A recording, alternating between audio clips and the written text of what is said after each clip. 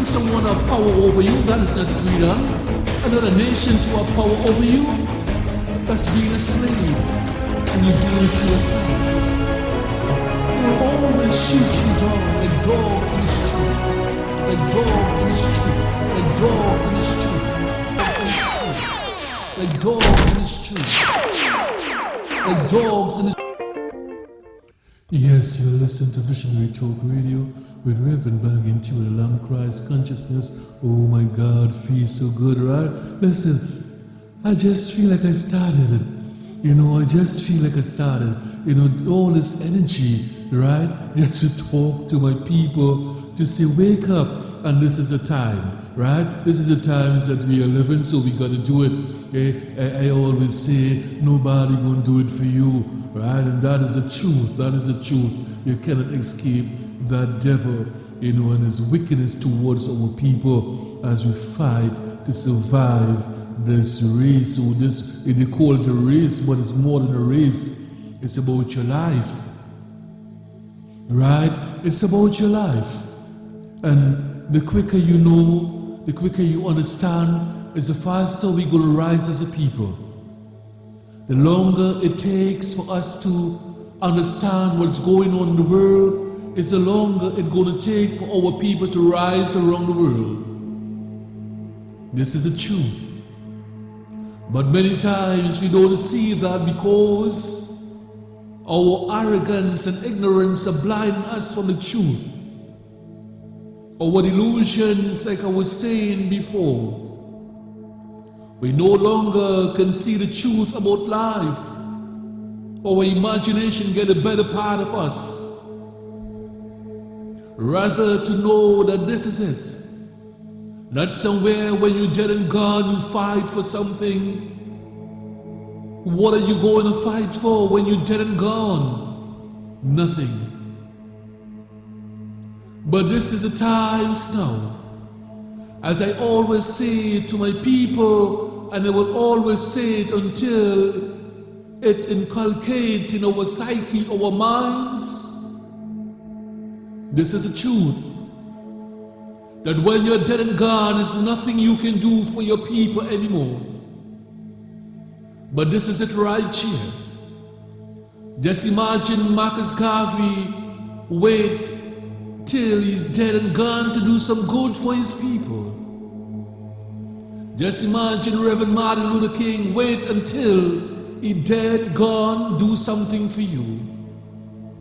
Or Marcus Garvey, Kwame Ture is waiting when they're dead, gone, to do something for their people. That will be an illusion of these men.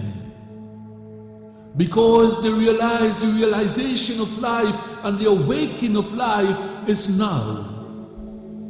Not when you're dead and gone. As many of our people are sitting and waiting in the churches when they're dead and gone to go to the Father. A type of selfishness. It's all about them. It's not about a race or people. But until we come to that fruition, to that place, in order to rise, it just cannot be you by yourself. You're not saying anything, but to realize that we are a people. As I said to you yesterday, if the Chinese realizes about the nation and self-worship, this is what it's about. There's nothing wrong with that. The Indians realize it's about self-worship. The Europeans realize it's about self-worship. To see yourself on the cross is called self-worship. Someone looking just like you. To worship your image like you without saying. And the Indians, they do the same thing. You understand, their Krishna look like them. Their Buddha look like their people. But it seems like we are the only ones who live in the ghettos and shantytown we get an illusionable God. When you ask a black man where is God, he points to the heavens. And if you ask him where is it, he cannot show you. He becomes illusionable when it comes to God, that don't know that God is in front of them. For their God is somewhere in the sky, illusionable people.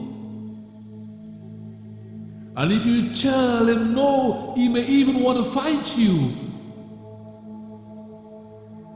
Because of that indoctrination of lies. And to perpetuate the lies over and over, he must prove to himself that he is right, even though he knows he's lying to himself. So let us, our people, realize self-worship. That they've been doing it all the time. And you in your little world praying for God to come and do something for you. You in your little world saying one day, but where is the day to come? Let us be pragmatic. And this awakening of our people as we are seeing. This is a time for our people. This is a day, not tomorrow, not next week, but now. Until you come to that fruition, to that place that you have the powers to change the world. That is what I'm saying to you. How do you change the world? How can you change the world? In the same way that we see the Europeans have changed their world. You can do this also, Africans of the world. By changing your story, changing the narrative, it must be in the psyche first. The first rudiment, the first inception. Yes. For a mighty nation to rise, this must be our outlook about life, you see. And if you don't see this way, you're going to be sitting in the ghettos and sitting in the ghettos and Shellytongue all the days of your life, wondering when God going to come and save you. But it take a man, Moses, to go across the river to save his people. That is the realities of life. It take a man like Malcolm X to come and say, no, you are doing foolishness, stop the alcohol, stop the booze. It take a man like Reverend Martin Luther King to say, let's do it, we can go to the mountain. Take a man like that. And still our people don't understand the mountain today that Reverend Martin Luther King was speaking about. Go ask anyone. Say, excuse me, what was he speaking about? You love him so much. But not realizing it's today that our people on the mountain and don't see that they on the mountaintop. This is our people, arrogant and ignorant to the truth of life. But if you to do what is right, you will always stay on that mountaintop. This is real. Because dumb, blind, and deaf is what you call spiritually dead. Our people are spiritually dead.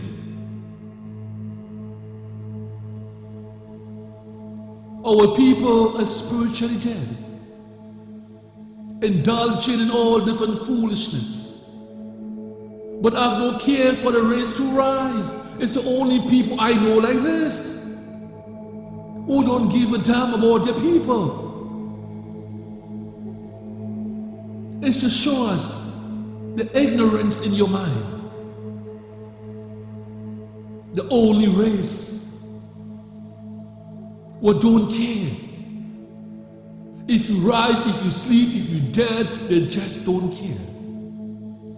If you live in the ghettos and Shellytongue, they just don't care. It's the only people in the universe who thinks this way. what is shame and it is grace. It is a shame and a disgrace when we don't care for one another. It is a shame, it's a disgrace. Well, let me say it this way, you are a disgrace.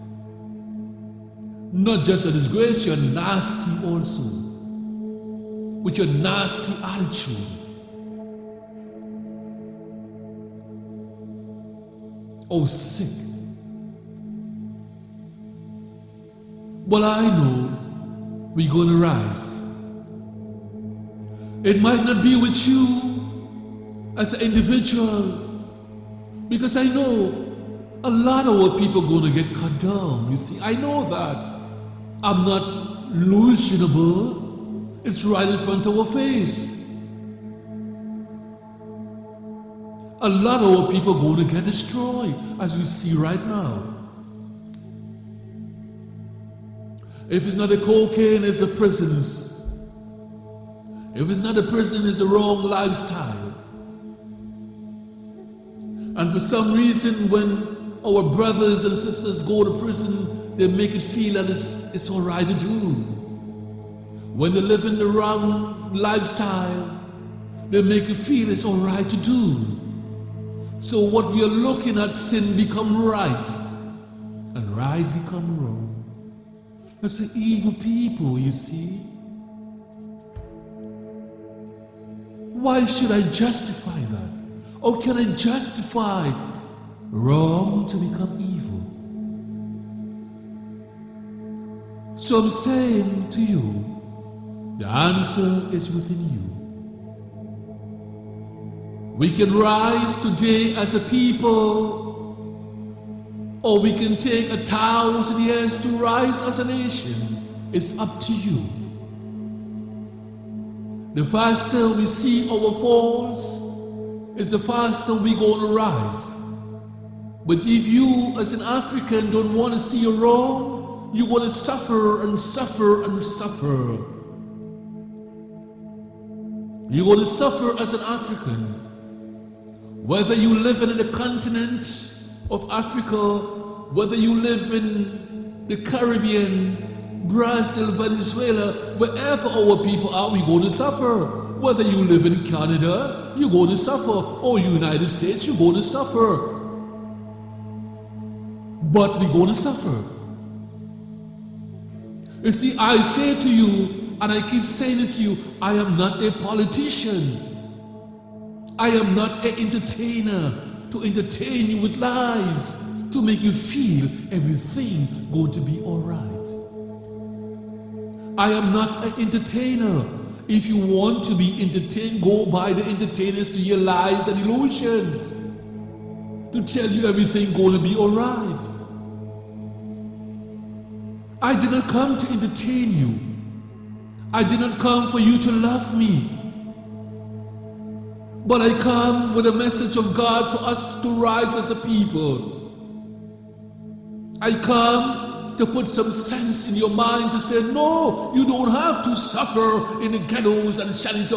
Get up, get up, get up. That is the message for my people, not for you to love me. No, you love yourself. You love one another. Because I know what you do with the messengers all the time. Don't have to say it, but this time it's not going to be this way. Yes, this is real. For the answer is within you. You know what to do. Because you are the ones been suffering in the ghettos and shanty town. You are the ones been suffering and suffering. So of course you know the answer to rise as a people. You know what to do. You don't even have to go and sit in the church for the priest or the priestess to pray to you and say, well, look, the answer. You know you've been suffering. You know there is not enough food on your table for our people. We know that. You know where the drugs are coming from. You know that.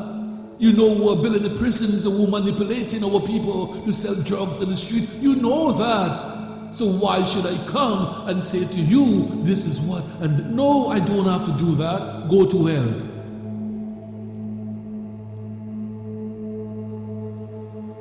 I'm not here to entertain you. Well, let me say it a little soft, since we are so pacified. I'm not here to entertain you and jump on the stage like a fool to entertain you. I'm not here to sing a song for you to fall asleep, or to watch a movie and you feel everything going to be alright. I did not come here for you to love me that way. But my love is to see your love rise as black people around the world, to see that we embrace one another, to rise as a nation.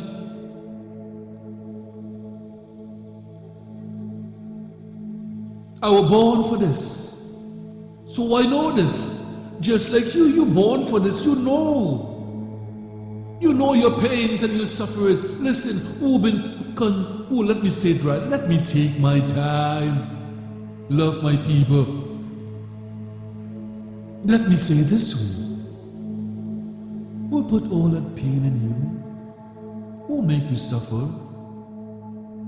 Who rob you? Who steal your language, your culture, your religion, your land, your woman? I didn't do that to you. Nor you do that to yourself.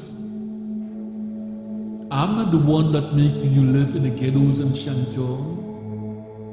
No, am I blaming you for that? But want you to see the predicament of life. Yes, this is what I want you to see. But I will blame you for not trying. Not for being born in the ghettos and shantytown, of course not. Not going to blame you for being poor. Not going to do that. But what I'm going to do is to show you your faults, what you are not doing. And maybe it's just a slip of the mind. Maybe you just not seeing it. And if you are seeing it, do something. Just don't sit in a corner and cry. As men, we should not. Why should we sit in the corner? Don't it make more sense to come together as a people? Don't that make much more sense? If 2 and 3 are gathered. But that is what the Bible has been saying to us. Where 2 and 3 are gathered, I'm there. I'm not saying to you to go and be Marcus Garvey. No. I'm not saying to you to go be Kwame Ture. I'm not saying that to you. Or to be like Reverend Martin Luther King. I'm not saying that. What little bit you got to do that little bit. Build your empires of the world. Build your kingdom. It's easy to do. All you got to do is to figure out the ones that love you and cares for you. And want to see you rise as a person. And if there is no one to help you to do that, do it yourself. Yes, you can,